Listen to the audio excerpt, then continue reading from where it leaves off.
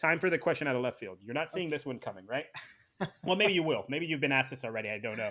I like to think I'm a lot more original than I tend to be. But so, how do you feel that your name that you've been given has now become kind of a pejorative?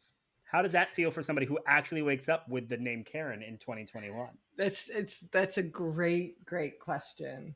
Um, so I have a I'm turning 60. My generation is the generation of Karens. Like, you're not going to find 20-year-olds named Karen or 5-year-olds named Karen. We're all like in our 50s, 60s, and maybe into 70s. And so I have a lot of friends who I was very surprised got pretty twisted about what Karen stood for. Poor Debbie, right? Debbie Downer's been around for forever. Like, like this is just this temporary thing. So, my feeling is I show up and I get to be me every day. I just moved into a new neighborhood, and there's a school nearby, and there are these young boys who walk by, and this one young man came by. I have a puppy who's adorable, so he always stops and looks at the puppy, and he asked me my name, and he said, "I can't call you that. You're really nice. You're not like the Karens. You're not a Karen." And I said, I appreciate that, but it is my given name. And the next time he saw me, he goes, "So how do you feel about Miss K?" And I just thought it was he was being so sweet. He was like, "You are so not what in today's day and age is the quintessential Karen." And I was like, "Well, thank you very much for noticing that. That's good." So to me,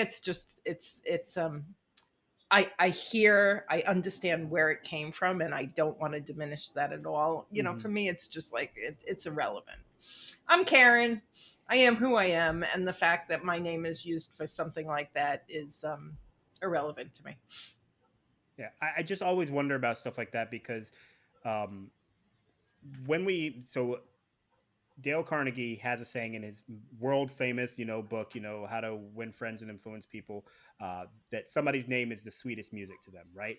And so I always think about that whenever you hear your name in the inverse, where it's not. And from my own personal perspective, my name is used as a punchline in so many shows and movies, and just as a throwaway. Not even like there's a character who's named Brandon a lot of times. The character never appears on the screen.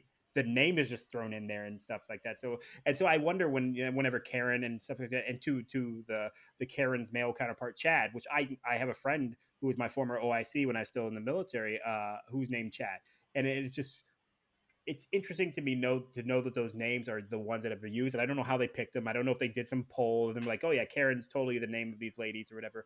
Um, but it's just I know Chads and Karens, you know what I mean? Like real people, not not the people Right, who are right. behaving that way. And so it's just very funny to me that they picked those names. And I, to your point, I've seen people who kind of accept it like you do. It's like they're not talking about me. Yes, it's my name, but nobody's literally talking about me every time this goes on, right?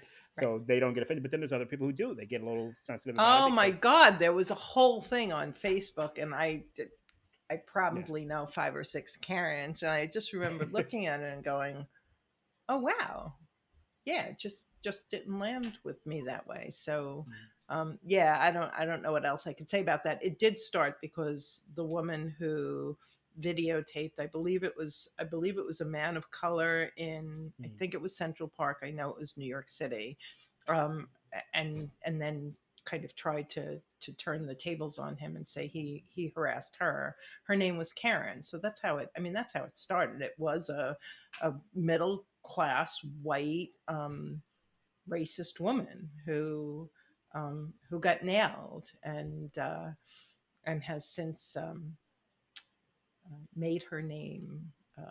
memorable. And Unfortunately, so for yeah, her, yeah, anyways. for yeah. So, but it has no impact on me. Thanks for asking. Interesting question. I was curious what the curveball question Yeah. was going to be. Thanks for checking out Starting Nowhere. Come find us on Facebook so you can comment on this and other clips and episodes of Starting Nowhere.